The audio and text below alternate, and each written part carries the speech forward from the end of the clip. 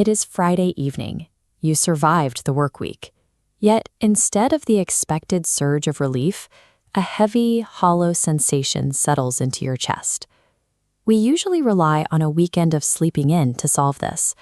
We treat our bodies like biological machines that simply need a few hours of downtime to reboot the system. We treat sleep like a smartphone charger, assuming 8 hours pushes our internal battery to full capacity. Then Monday arrives. You are physically rested, but your gauge stays at a red 10%.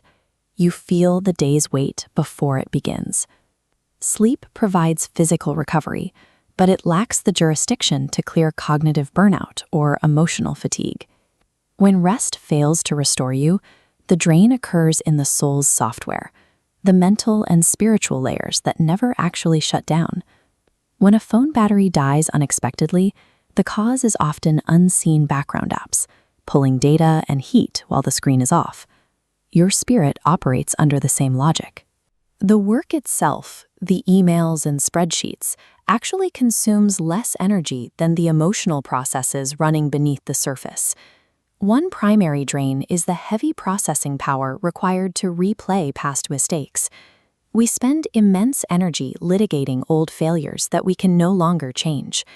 Guilt and shame act as permanent background tasks, demanding constant emotional upkeep to keep our perceived flaws hidden from the world.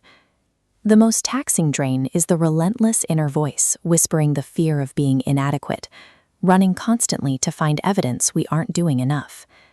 These unseen forces create a spiritual deficit that physical sleep simply cannot reach. To stop the drain, we have to address the apps that are actually pulling the power. Halting a spiritual drain requires an intentional severance. You have to physically disrupt the cycle of the world's demands to create space for a different kind of recovery.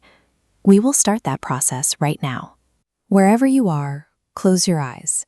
We are taking 30 seconds to initiate a hard reset. Take a deep breath in. Now exhale the stress of the office and the weight of your deadlines. Maintain this slow rhythm. Use this moment to release the anxiety of yesterday and the fear of tomorrow.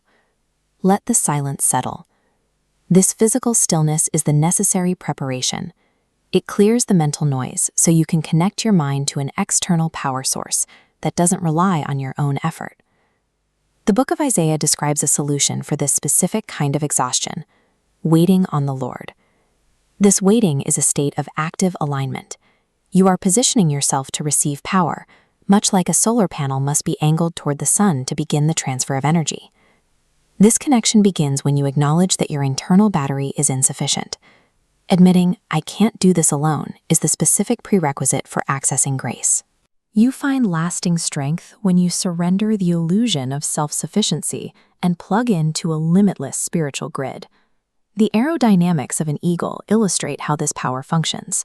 Look at its wings. They are locked and steady. Most of us live like a bird frantically flapping its wings to stay aloft. We use the friction of our own guilt and the heat of our own effort to stay in the air until we eventually crash. The eagle survives by finding unseen thermal winds, rising columns of warm air. It simply expands its wings and allows the atmosphere to do the work of lifting it.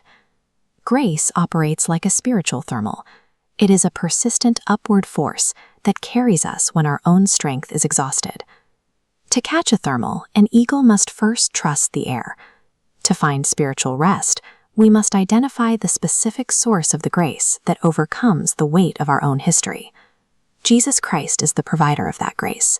He entered our history to specifically remove the weight that keeps us grounded, the debt of our mistakes, and the gravity of our shame. By handling the consequences of our failures himself, he cleared the spiritual background apps that drain our lives. He offers a peace that survives even when the work week is at its worst. You can access this altitude today. The exhaustion of trying to be good enough ends the moment you decide to rely on his finished work rather than your own flapping wings. If you are ready for that rest, pray this: Lord, I am tired of carrying the weight of my own life. I admit that my own efforts have left me empty. I trust what you did on the cross to forgive my mistakes and remove my shame. I invite you to be my Lord and the source of my strength.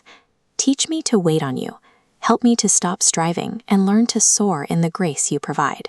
When you make that decision, your soul's battery finds its true connection. If you prayed that today, comment, "I am soaring." Share this with someone who is currently